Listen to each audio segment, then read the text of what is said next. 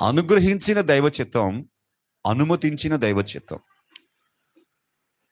చాలాసార్లు పిల్లలు మనల్ని మనకి ఇష్టం లేనిది మన దగ్గర ఒప్పిస్తారు.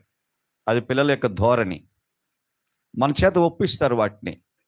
వాళ్ళ మీద ప్రేమతోనో లేకపోతే మనకున్నటువంటి ఆ తర్వాత వాళ్ళకి ఏదైనా ప్రాబ్లం వచ్చినా మనం కేర్ తీసుకుని సెట్ చేయొచ్చులే అనేటువంటి ఒక ధైర్యంతోనో వాళ్ళని బాధ పెట్టడం ఇష్టం లేక మనం అనుమతిస్తాం.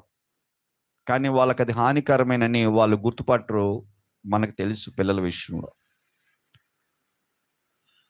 కొన్నిసార్లు మనమే పిల్లలకి చెప్తాం, ఆలోచించి వారు అది చేస్తారు. తండ్రి కూడా అలాగే ఆలోచిస్తాడు. అనుమతించబడినటువంటి దైవ చిత్తం మనం ఆయన బలవంతం చేస్తుంటే, మనము ఆయన చెప్తున్న వెనకపోతే అనుమతిస్తాడు. కానీ అది బిలాము జీవితంలో చూస్తే ఏమాత్రము దీవెనకరముగా లేదు. ఇజ్రాయేలును శపించడానికి నేను వెళ్తాను అని అంటే ప్రభు మొదట ఆటంకపరిచాడు.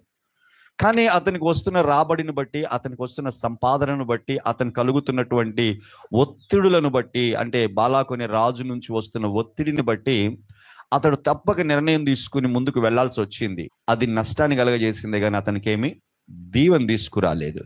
అయితే కొన్నిసార్లు దేవుడు అనుగ్రహిస్తున్నటువంటి దైవ చిత్తం ఉంటుంది.